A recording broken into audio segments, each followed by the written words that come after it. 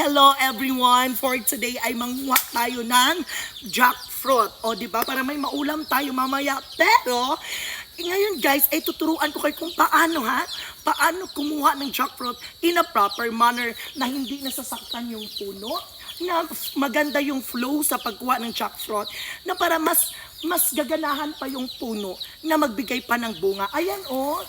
Ayan oh. Ayan mga auntie, ayan, oh, di ba?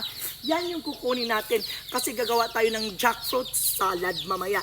But, first and foremost, hindi ko naman pwedeng kaya itong akyatin mga auntie. So, kumuha ako ng kahoy para magamit natin sa pagkuha ng jackfruit. Okay? Ito na! So, ito na. Ito ang gagawin natin, ha? Tutughitin natin. Yes. Tutugitin natin ito para meron tayong maulam mamaya. Okay. First, sa paghawak ng kahoy, dapat formalization. Tapos nakaganyan yung bat. Kasi yung velocity ba? Velocity. Maganda yung velocity ng flow. Okay, let's go. Wait lang, Jude. Okay, dapat naka-sideward. Saglit lang talaga. Wait lang, ha? Kaya, saglit lang.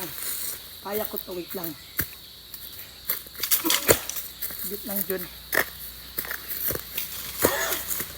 Muntik na. Saglit lang talaga.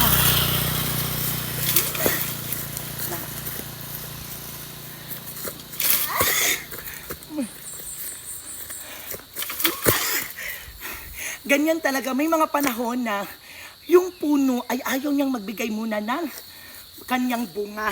Kasi siguro need pa natin gawan ng ritual. O sige. Koinoy, koinoy, koinoy, chow. Koinoy, koinoy, koinoy, chow. Koinoy, koinoy, koinoy, chow. Ayan na. Ulit.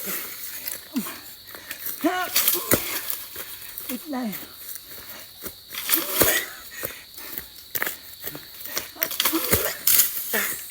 Bukas na lang tayo gumawa ng jackfruit salad. Bye everyone.